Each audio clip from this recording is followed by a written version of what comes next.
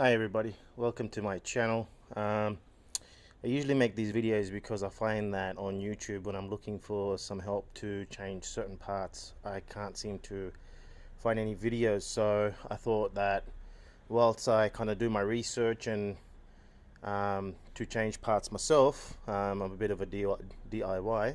So if you're just like me, this particular video is around about, sorry, it's actually for the oil pressure sensor when you get an error and you need to change the oil pressure sensor. So the oil pressure sensor is right here on the back, right here. It's very hard to get through to, all right? But you can, and don't try and stress out. What most people do, they actually remove the whole intake, which they don't really need to. It's right here, right on the back, right on the top, okay? So you don't really need to remove the air intake. To be quite honest, this takes about 10 minutes, a little bit of fiddling around. There is a bit of a switch, but you can actually do it by hand. But it's actually, I'm not sure if I can actually show you, but it is right there. What I'll do is I'll actually turn on the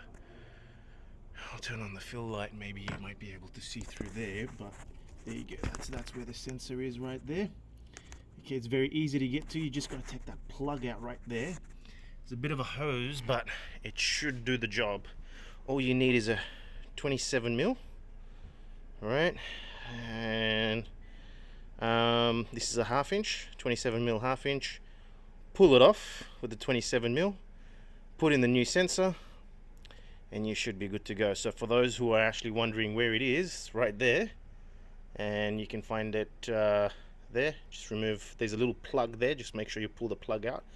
Be very careful because it is behind the engine. There is a lot of heat, so you can ruin the plug. So just make sure you're just a little bit careful. But there is a lot of, you know, that little hose right there. Just try and move that away and try and get underneath it. But once you do, literally 10 minutes, throw this on top, open it up with a 1/2 inch, put a bit of an extension or a swivel, and you should be good to go. Take it out, put it back in.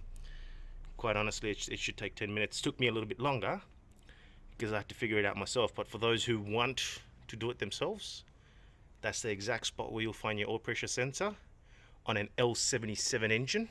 And I've also been told you'll find it in the LS1 and LS3s as well. Hope you enjoyed the video. Take it easy.